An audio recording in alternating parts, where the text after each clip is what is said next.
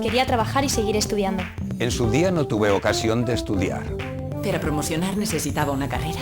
Organizo mi tiempo como más me conviene. Ahora formo parte de la mayor universidad de España. La trobaràs molt prop de tu. UNED, Centro Francisco Tomás y Valiente, cerca de ti.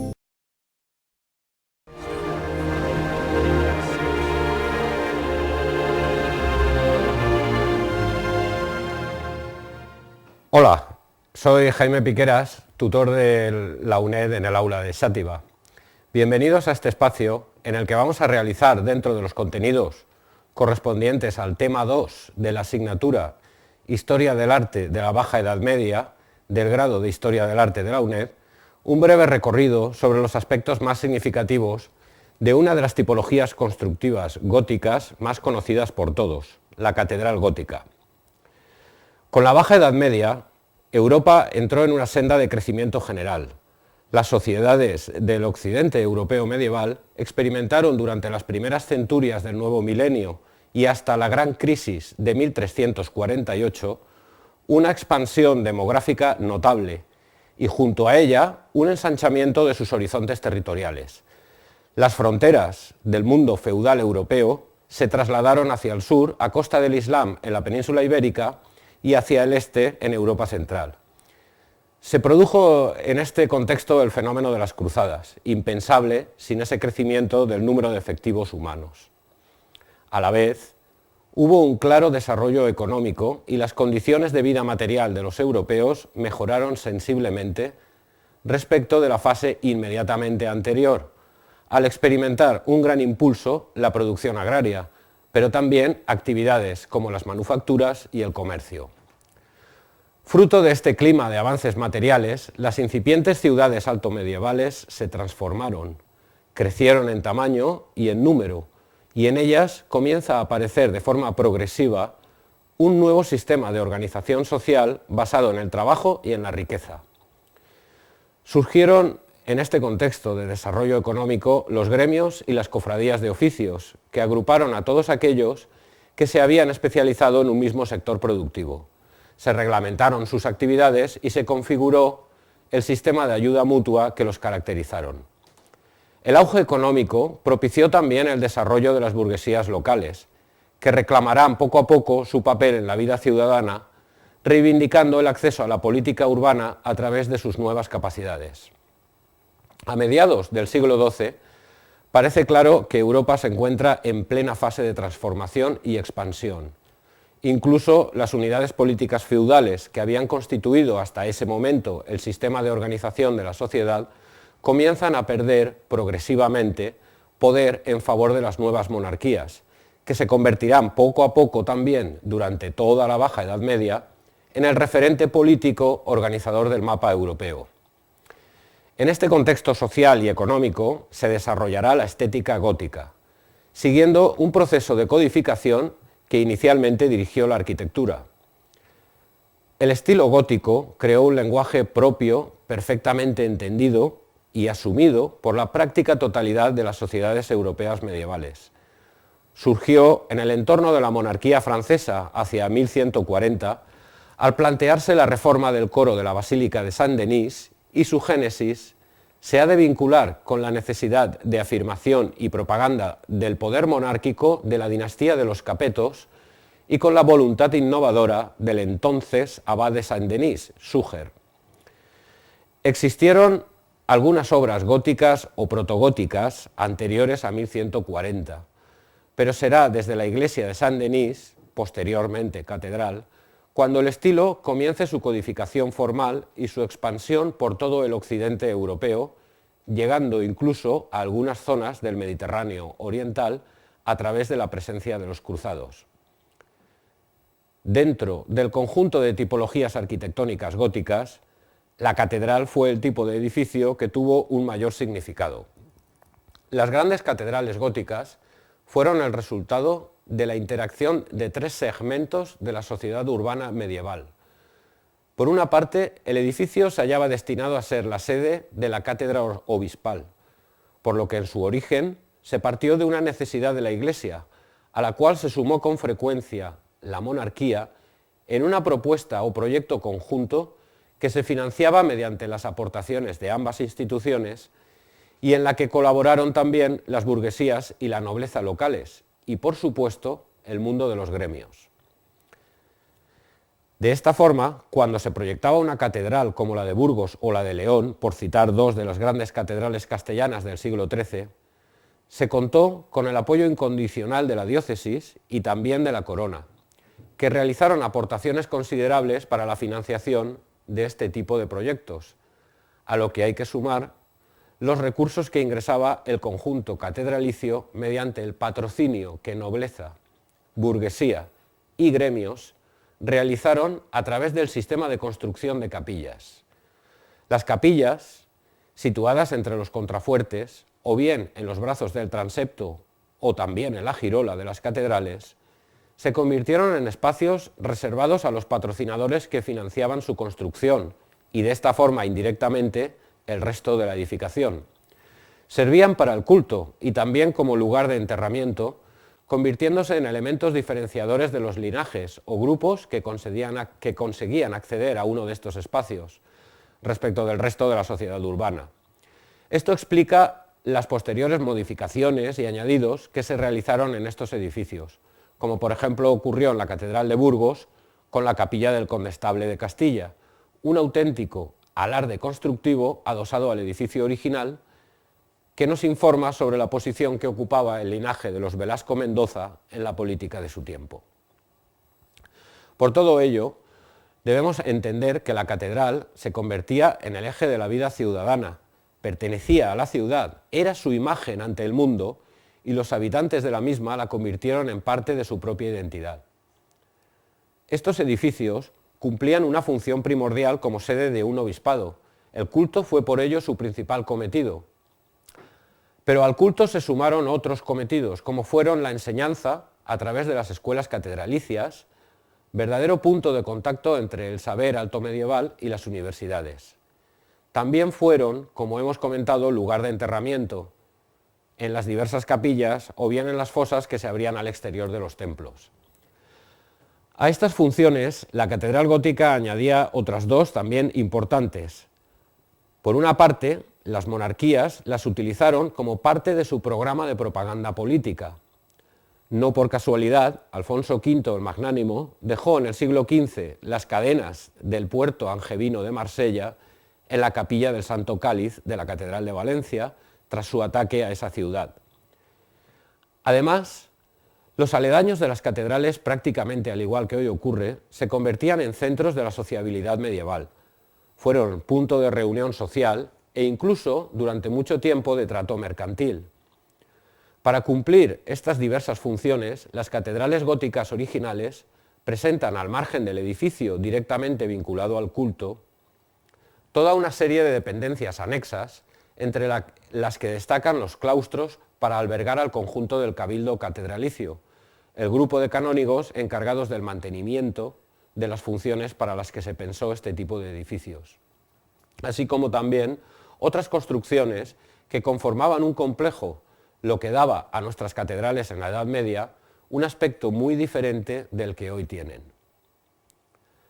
La parte más representativa de este conjunto, la fachada, presentará también una serie de novedades respecto a las iglesias del periodo románico.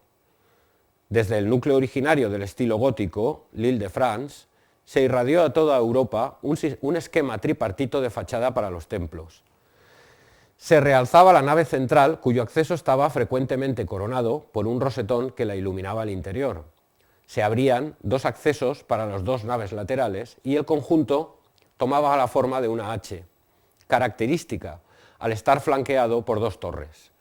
La decoración escultórica cubrió progresivamente las fachadas, desde las portadas de la franja inferior, el imafronte, a las galerías de reyes en las partes superiores. Desde un punto de vista técnico, los logros de la arquitectura gótica generaron edificios singulares en las catedrales. El traslado al exterior de las cargas a través de nuevos elementos de este estilo, los arbotantes y contrafuertes, permitía el vaciado de los muros y el cerramiento de los espacios interiores mediante vidrieras. Además, La elevación de los templos, y en especial de las naves centrales, fue muy notable, adquiriendo una dimensión metafísica. Todo ello se hizo posible utilizando un sistema constructivo basado en el arco ojival y en la bóveda de crucería, formas que facilitaban la comunicación de las fuerzas que se generan en los edificios en diagonal, por lo que estos trabajaban a tracción y no a compresión, como en el anterior estilo románico. Toda una serie de elementos que proporcionaron a los arquitectos los medios para realizar obras verticales, ascensionales, y que se espiritualizaron intensamente en sus interiores mediante el empleo de la luz coloreada por los vitrales.